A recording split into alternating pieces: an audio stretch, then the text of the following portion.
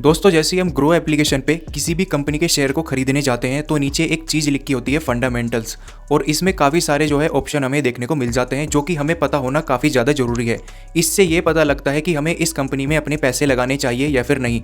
अगर हम किसी एक ऐसी कंपनी में अपने पैसे लगा देते हैं जिसका फंडामेंटल काफ़ी ज़्यादा कमज़ोर है तो हमारा पैसा दोस्तों वहाँ पर डूब भी सकता है। तो अगर दोस्तों आपने भी ग्रो एप्लीकेशन पर किसी कंपनी के शेयर में अपने पैसे को इन्वेस्ट कर रखा है या फिर आप करने की सोच रहे हैं लेकिन आपको समझ में नहीं आ रहा है कि फंडामेंटल्स के अंदर ये जो ऑप्शन है जैसे कि PV ratio, PA ratio, debit to equity, market cap, इनका मतलब क्या होता है और ये क्यों देखने पड़ते हैं, तो ये वीडियो आपके लिए देखना काफ़ी ज़्यादा जरूरी है। जिसमें मैं आपको बताने वाला हूँ अगर हम ग्रो एप्लीकेशन पे या कहीं पर भी किसी भी कंपनी के शेयर को खरीदते हैं तो क्या क्या चीज़ें हमें देखनी है और उनका मतलब क्या होता है।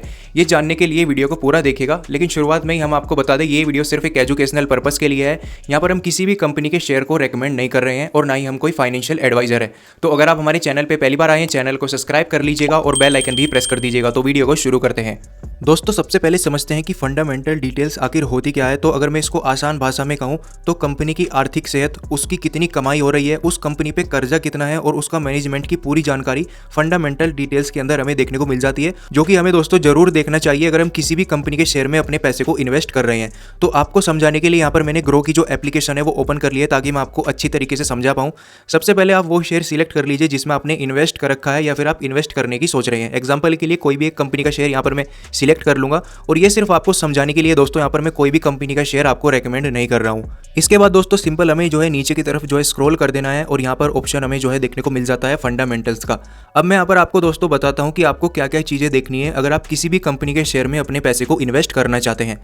तो इसके अंदर दोस्तों सबसे पहला ऑप्शन आता है मार्केट कैप का, जिससे ये पता लगता है कि मार्केट में कंपनी की जो कुल कीमत है वो क्या है और इसी से ये पता लगता है ये कंपनी कौन सी कैटेगरी की है, स्मॉल कैप कैटेगरी की है, मिड कैप कैटेगरी की है या फिर लार्ज कैप कैटेगरी की है।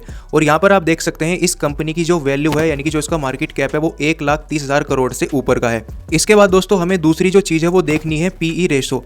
ये बताता है कि कंपनी ₹1 कमाने के लिए आपको कितना पैसा दे रही है। अगर कंपनी का पीए उसकी इंडस्ट्री के औसत पीए से कम है तो शेयर सस्ता माना जा सकता है। लेकिन यहाँ पर आपको देखने को मिलेगा जो इसका इंडस्ट्री पीए है वो यहाँ पर कम है और यहाँ पर जो पीए रेशो है यानी कि टीटीएम वो आपको काफ़ी ज़्यादा देखने को मिल जाता है। इस वजह से इसकी जो शेयर की प्राइस है वो भी काफ़ी ज़्यादा है। इसके बाद दोस्तों जो तीसरी चीज़ है जो कि आपको जरूर देखनी है अगर आप किसी भी कंपनी में इन्वेस्ट कर रहे हैं वो होती है दोस्तों डेबिट टू इक्विटी। यहाँ पर आप देख सकते हैं 0.01 आपको यहाँ पे देखने को मिल जाता है। इससे आपको पता लगेगा कि कंपनी पे कितना उधार है। हमेशा आपको ऐसी कंपनी चुननी है जिसका डेबिट टू इक्विटी 1 से कम हो या फिर पूरी तरीके से डेबिट फ्री हो। और इसका यहाँ पर देख सकते हैं डेबिट टू इक्विटी 1 से कम है यानी कि वो है दोस्तों 0.01 यहाँ पर आपको जो है देखने को मिलता है। तो ये एक अच्छी कंपनी साबित हो सकती है इन्वेस्ट करने के लिए।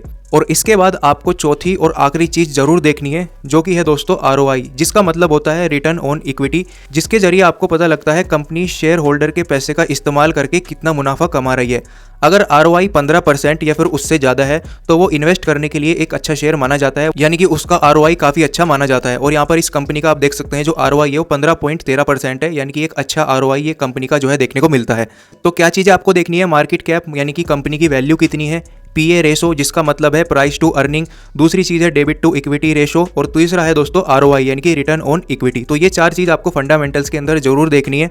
इसके अलावा दोस्तों कंपनी की 3 फाइनेंशियल स्टेटमेंट भी आपको जरूर देखनी है और इसके लिए आपको करना क्या है, नीचे की तरफ स्क्रॉल करना है। यहाँ पर आपको देखने को मिलेगा एक ऑप्शन फाइनेंशियल परफॉर्मेंस, इस पर आप जो है क्लिक कर दीजिए ऑल वाले ऑप्शन पे। सबसे पहली चीज़ आपको देखनी है दोस्तों प्रॉफिट लॉस स्टेटमेंट। यहाँ पर कंपनी की बिक्री और यहाँ पर मुनाफे का पता चलता है कि हर साल वो कितनी बढ़ रही है या फिर कितनी घट रही है। दूसरी चीज़ जो है यहाँ पर आपको देखनी है बैलेंस शीट, कंपनी की जो कुल संपत्ति है और उसकी देनदारी है वो चीज़ यहाँ पर आपको देखने को मिलती है। और तीसरी चीज़ दोस्तों जो आपको देखनी है वो है दोस्तों कैश फ्लो, कि कंपनी के खातों में हकीकत में कितना कैश आ रहा है। तो ये 3 चीज़ भी आपको जरूर चेक करनी है अगर आप किसी भी कंपनी के शेयर में अपने पैसे को इन्वेस्ट कर रहे हैं। तो अगर आप किसी भी कंपनी में अपने पैसे लगा रहे हैं, सबसे पहला पॉइंट है आपको देखना है उस कंपनी पे कर्जा काफ़ी कम होना चाहिए या फिर कर्जा होना ही नहीं चाहिए। दूसरी चीज़ आपको देखनी है दोस्तों उसकी फाइनेंशियल स्टेटमेंट, यानी कि पिछले 3 और 5 सालों में उसकी सेल और प्रॉफिट लगातार बढ़ रही हो, ये चीज़ भी आपको जरूर चेक करनी है।